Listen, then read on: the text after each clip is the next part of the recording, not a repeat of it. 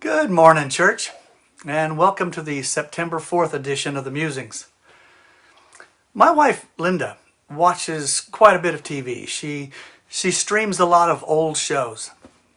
And one of the more enjoyable aspects of this is it gives us a chance to play Isn't That?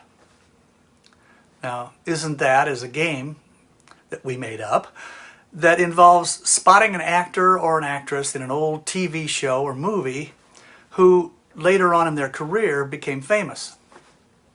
For example, the other day she was watching some movie from the 50s and she said, "Isn't that David McCallum?"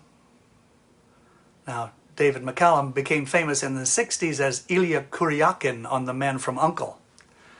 He later played on NCIS. But in this movie, he was just an extra, little more than a face in the crowd. A face in the crowd, an extra. The Bible has those too. Individuals who are mentioned but not really described. Or who are in the story and then gone. But these peripheral people are important. They are important to the narrative of the scriptures, and they are important to other individuals who have larger parts in the story. We don't know a lot about them, but they matter. And I think it's good to give them some consideration once in a while, just to think about what their lives must have been like.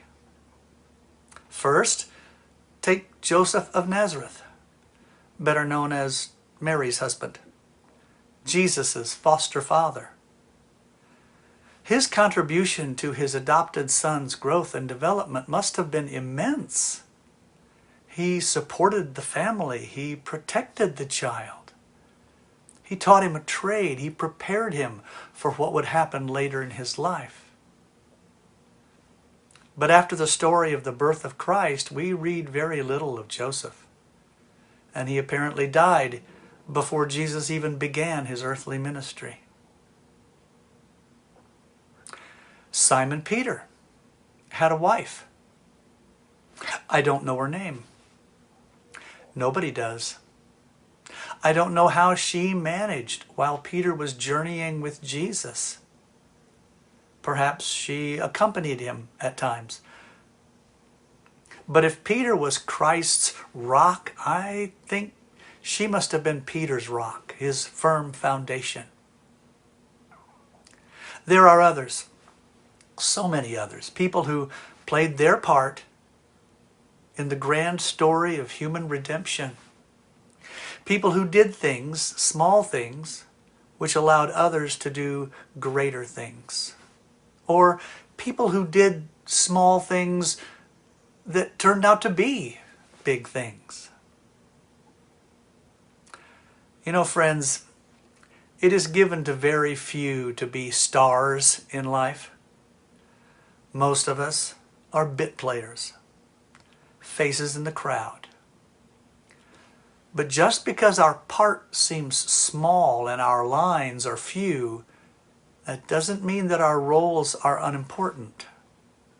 That's one of the wonderful things about this Christian life, the realization that everyone is important. And we never know how our role fits into the show.